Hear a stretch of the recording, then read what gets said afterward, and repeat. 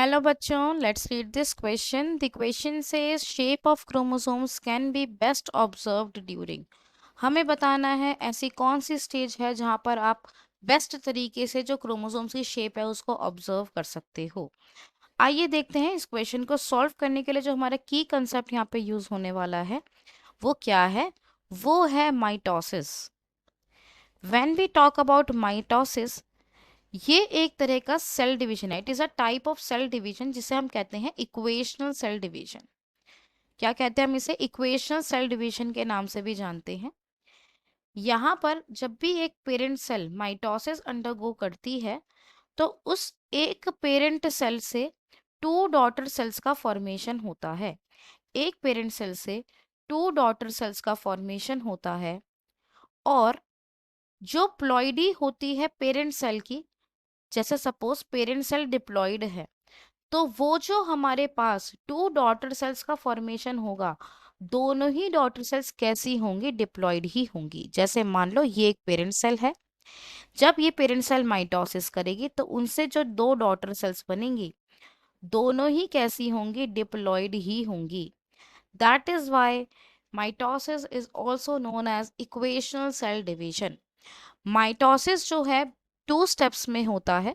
सबसे पहले होती है कैरियोकाइनेसिस. कैरियोकाइनेसिस एक ऐसा स्टेप है, एक ऐसी इवेंट है जिसमें न्यूक्लियस का डिवीजन होता है. और दूसरी है साइटोकाइनेसिस. साइटोकाइनेसिस में जो साइटोप्लाज्म है उसका डिवीजन होता है और अल्टीमेटली एक parent cell two daughter cells में डिवाइड हो जाती है. क्लियर हो गई बात? यहाँ पर जो हमें डिस्कस करना है इस क्वेश्चन को सॉल्व करने के लिए, दैट इज कैरियोकाइनेसिस.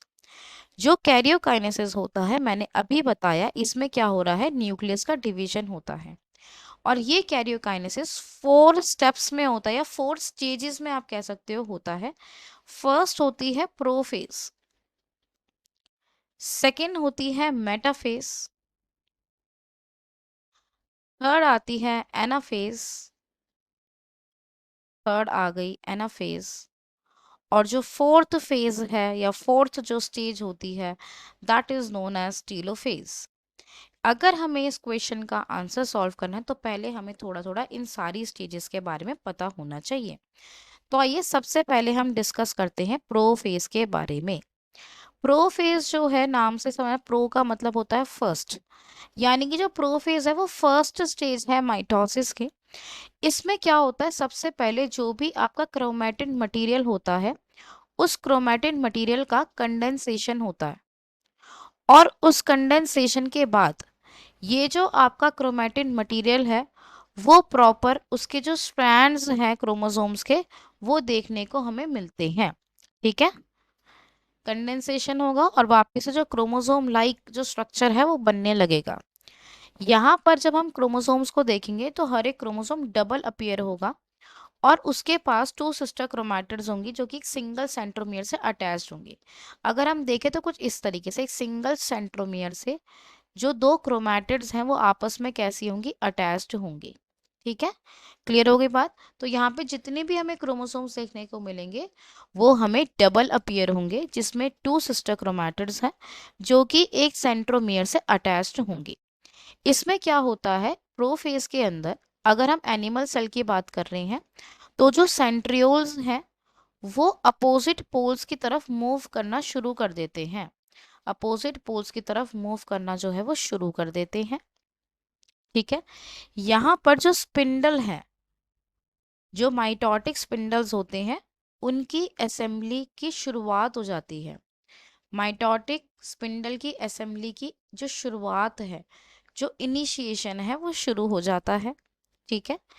जब एक सेल प्रोफेज के एंड पे आती है तो उसमें आपको जो मेजर सेल ऑर्गेनेलीज है, जैसे कि Golgi, Golgi complex, endoplasmic reticulum, nuclear membrane और न्यूक्लियोलस, इस तरह का कोई भी स्ट्रक्चर जो है वो आपको देखने को नहीं मिलता.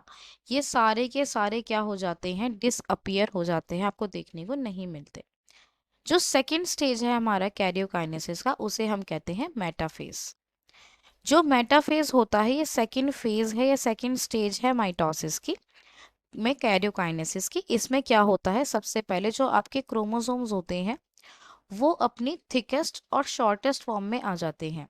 क्रोमोसोम्स अपनी थिकेस्ट और जो शॉर्टेस्ट फॉर्म है उसको अटेन कर लेते हैं, और इसके साथ साथ जो क्रोमोसोम्स है वो माइटोटिक के जो इक्वेटर है, जो स्पिंडल का जो इक्वेटर है, जो सेल का इक्वेटर है, वहां जाकर अलाइन हो जाते हैं और मेटाफेजिक प्लेट का फॉर्मेशन करते हैं। मेटाफेजिक प्लेट का फॉर्मेशन करते हैं। अब क्योंकि यहाँ पे क्रोमोसोम्स अपने थिकेस्ट और शॉर्टेस्ट फॉर्म में आ गए हैं, इस वजह से ये जो मेटाफेज है it is the best stage to study morphology of chromosome. Morphology से हम बात करते हैं उसकी शेप की, स्ट्रक्चर की, ठीक है। Best stage to study, best stage to, या हम उसको फॉर कर देते हैं, for morphological study of chromosomes obviously, ठीक है।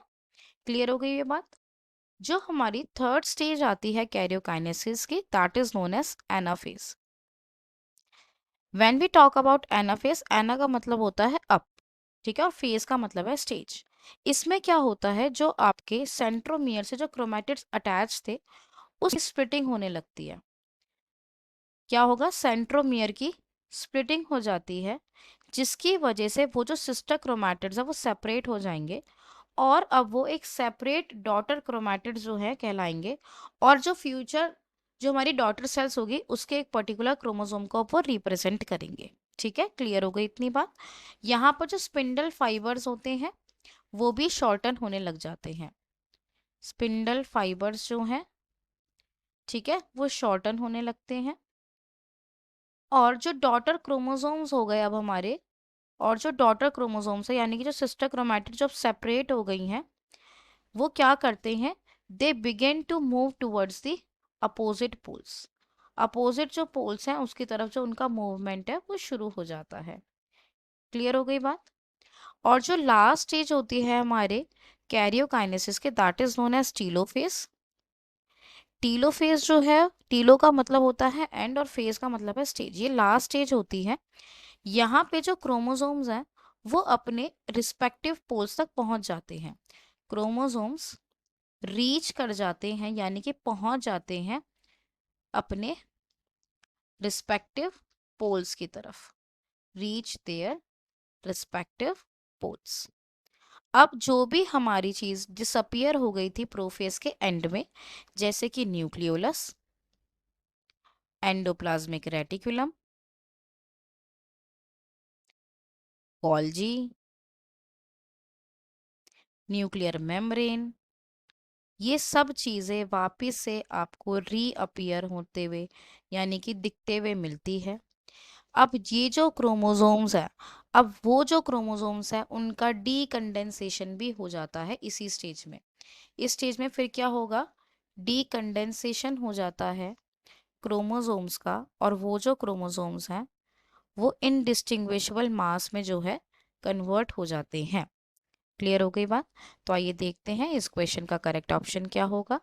सबसे पहले वो कह रहा है टीलोफेज, नो। यहाँ पर जो आपके क्रोमोसोम्स है वो तो और भी ज्यादा जो है कहते हैं मतलब अनटेंगल्ड हो जाते हैं और डिस्टिंग्विशेबल मास में जो है वो कन्वर्ट हो जाते हैं। Anaphase no, metaphase yes. अभी मैंने बताया मेटाफेज जो है बेस्ट स्टेज है to study the morphology of chromosomes.